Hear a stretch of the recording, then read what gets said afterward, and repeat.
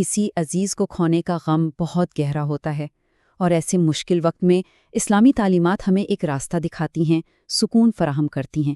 تو آئیے ذرا دیکھتے ہیں کہ فقہ کی روشنی میں سوگ اور تعزیت کے کیا آداب ہیں۔ تو سوال یہ اٹھتا ہے کہ جب دل غم سے نڈھال ہو تو اسلامی فقہ ہماری رہنمائی کیسے کرتی ہے؟ اس پوری گفتگو میں ہم اسی سوال کا جواب ڈھونڈنے کی کوشش کریں گے، مستند کتابوں کی روشنی میں۔ چلیں تو سب سے پہلے بات کرتے ہیں تعزیت کے آداب کی، یعنی تعزیت کا صحیح طریقہ کیا ہے، اس کا وقت کیا ہے اور کون سے الفاظ استعمال کرنے چاہیے۔ دیکھیں، تعزیت کا جو اصل مقصد ہے نا، وہ سوگوار خاندان کو تسلی دینا ہے، ان کے غم کو تازہ کرنا بالکل نہیں ہے۔ یہ تو ایک ذریعہ ہے کہ انہیں صبر کی تلقین کی جائے اور یاد دلایا جائے کہ اللہ کے ہاں اس کا بڑا اجر ہے۔ اچھا، اب تعزیت کے وقت کے بارے میں اسلامی فقہ کی جو رہنمائی ہے وہ کافی دلچسپ ہے۔ جیسا کہ آپ دیکھ رہے ہیں، سب سے بہترین وقت تو موت کے بعد پہلے 3 دن ہے۔ اس کے بعد تعزیت کرنا مکروہ سمجھا جاتا ہے۔ کیوں؟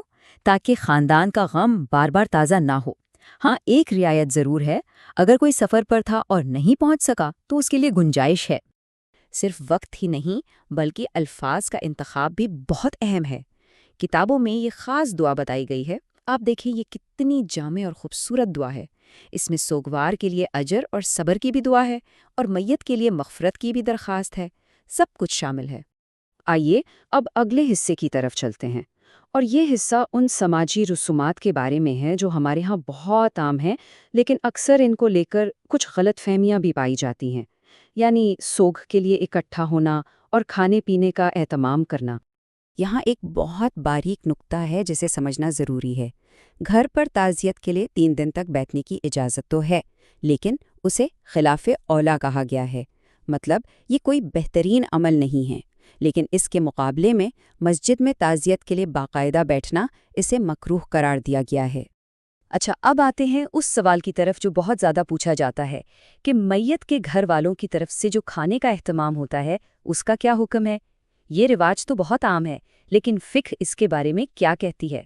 اس معاملے میں ہمیں ایک بہت ہی واضح اور آپ کہہ سکتے ہیں سخت اصطلاح ملتی ہے۔ فقہاء نے میت کے گھر والوں کی طرف سے کھانے کے اہتمام کو بدعت مستقبہ کہا ہے، یعنی ایک ناپسندیدہ بدعت۔ اور اس کی وجہ بھی بتائی ہے کہ بھائی کھانے کی دعوت تو خوشی کے موقع پر ہوتی ہے، غم کے موقع پر نہیں۔ چلیں اب اپنی گفتگو کا رخ سوگواروں سے ہٹا کر خود میت کی طرف کرتے ہیں، اور اس تصور کو سمجھتے ہیں کہ ہمارے نیک اعمال کا ثواب گزر جانے والوں کو کیسے پہنچایا جا سکتا ہے۔ ایک اور مسئلہ جو اکثر بحث میں رہتا ہے وہ یہ ہے کہ کیا قبر کے پاس کھڑے ہو کر قرآن مجید کی تلاوت کی جا سکتی ہے؟ کیا یہ جائز ہے؟ اور اس کا جواب بہت واضح اور امید دلانے والا ہے۔ کتابوں میں صاف لکھا ہے کہ قبروں پر قرآن پڑھنے میں کوئی حرج نہیں ہے، بلکہ یہ امید کی جاتی ہے کہ تلاوت کرنے والے کی دعا کی برکت سے اللہ تعالیٰ میت کے عذاب میں تخفیف فرما دے۔ دراصل اس پورے عمل کی جو بنیاد ہے نا، وہ ایصال ثواب کا تصور ہے۔ اب ایصال ثواب کا مطلب کیا ہے؟ سیدھے لفظوں میں یہ کہ ہم کوئی نیکی کریں اور پھر اللہ سے دعا کریں کہ وہ اس کا اجر ہمارے کسی پیارے کو پہنچا دے جو اس دنیا سے چلا گیا ہے۔ اہل سنت و جماعت کے نزدیک بہت سے ایسے اعمال ہیں جن کا ثواب مرحومین کو پہنچایا جا سکتا ہے، جیسے کہ نماز ہے، روزہ ہے، صدقہ و خیرات، قرآن پاک کی تلاوت، اور سب سے بڑھ کر ان کے لیے خلوص دل سے کی جانے والی دعائیں۔ تو پوری بات کا خلاصہ یہ ہے کہ بہترین تعزیت اور ہمدردی سادگی اور دعا میں ہے، لیکن ان ساری رسومات سے ہٹ کر اصل سوال تو یہ ہے کہ ہم خود اپنی زندگی میں ایسے کون سے اعمال جاری رکھیں جن کا فائدہ، جن کا ثواب ہمارے پیاروں تک ہمیشہ پہنچتا رہے۔